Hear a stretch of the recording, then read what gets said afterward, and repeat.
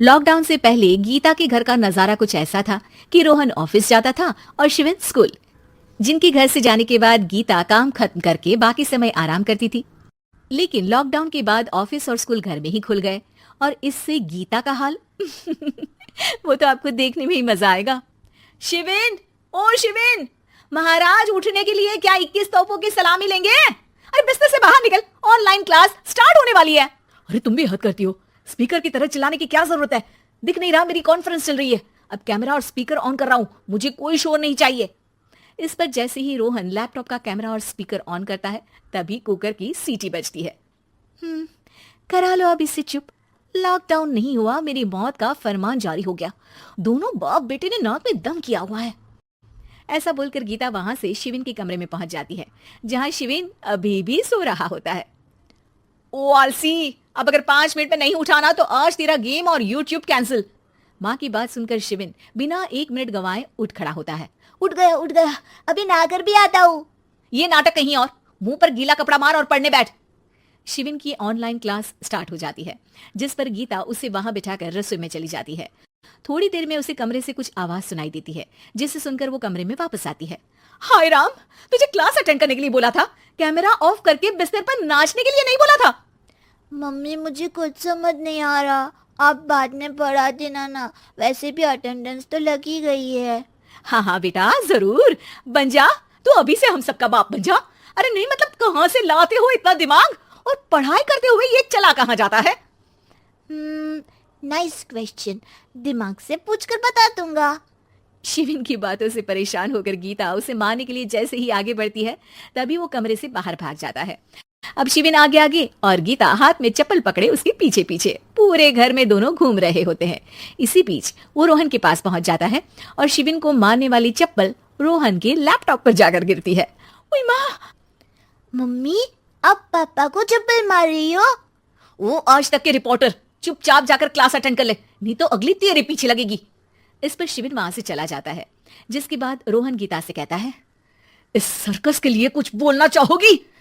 अरे क्या करूं, जब से तुम दोनों घर में रहने लगे हो, घर अपने आप ही सर्कस बन गया है और मैं तुम्हारी नौकर। कभी बेटी को संभालो तो कभी बाप के नखरे उठाओ।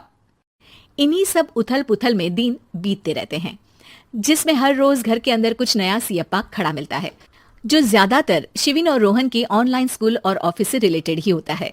एक सुबह, शिविन चल उठ, आज की क्लास जल्दी है। कैमरा ऑफ करके आप अटेंड कर लो।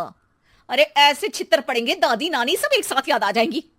गीता की लाख मशक्कतों के बाद क्लास तो खत्म हो जाती है, लेकिन उसके बाद शिविन फोन इस्तेमाल करते हुए इंस्टाग्राम रील बनाने लगता है। रसोड़े में कौन था? तुम थी, मैं थी, कौन था? हाँ, मैं गरीब हूँ। अरे ओ गरीब के बेटे, आजा, मैं बनाती हूँ तुझे गरीब। मैं बताती हूँ रसोड़े में कौन था। पढ़ाई करने बोलो तो इनकी माँ मर जाती है, और ये पागलपंतियां जितनी मर्जी करा लो। गीता शिविन को डांट रही होती है, तभी रोहन बीच में बोल पड़ता है। अरे बच्चा ही तो है, इतना गुस्सा क्यों कर रही हो? बेटे का साथ देने की इसी एक कोशिश में अब शिविन के साथ साथ रोहन भी गीता के गुस्से की सूली पर चढ़ जाता है। अगर बेटे पर इतना ही प्यार आ रहा है तो इसे क्लास अटेंड क्यों नहीं कराते, इसका होमवर्क क्यों नहीं कराते? उस समय तो बहुत जल्दी मीटिंग आ जाती है, वो काम मैं करूं और यहाँ इस बेफिजुली की चीज में तरफदारी करके बन जाओ महान। हे भगवान, कोई तो इनके ऑफिस और स्कूल खुलवाओ, मैं इन्हें और घर में नहीं सह सकती। अरे कुछ और मांग लेती, क्योंकि तुम्हारी ये विश इस साल तो पूरी होने से रही, कोरोना। हाय नास पीटे ने जिंदगी ही बर्बाद कर दी। खाए कोई पचाए कोई, कल मुझे चुन चुन कर सबको मेरी बद्दुआ लगेगी। उन्होंने दुनिया का और इन बाप बेटे दोनों ने मेरा जीना मुश्किल कर दिया। गीता वहां से चली जाती है, जिसके बाद रोहन शिविन से कहता है, अरे तुम्हारी मम्मी इतनी भड़की हुई क्यों है? आपकी वजह से पूरा समय घर में रहते हो और उस पर कोई काम कराने की जगह बस ऑर्डर देते रहते हो। अच्छा बेटे, सारा इल्जाम मुझ पर, पूरा दिन तो वो तुम पर ही चिल्लाती है। हाँ, मतलब दोनों का 50-50 है, कुछ करना पड़ेगा।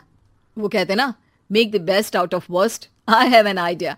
वैसे तुम्हारी माँ सही कहती है, बहुत जुबान चलाने लगे हो, कम बोला करो। अगली सुबह रोहन और शिविन अपनी गलती को सुधारने के लिए गीता के उठने से पहले घर का आधा काम खत्म कर देते हैं, जिसे देखकर गीता खुश हो जाती है और फिर बाकी बचा काम वो तीनों मिलकर पूरा कर लेते हैं। जिसके बाद अब वो सब मिल बांट कर हर काम में एक दूसरे की मदद करते हुए लॉकडाउन का मजा लेने लगते हैं।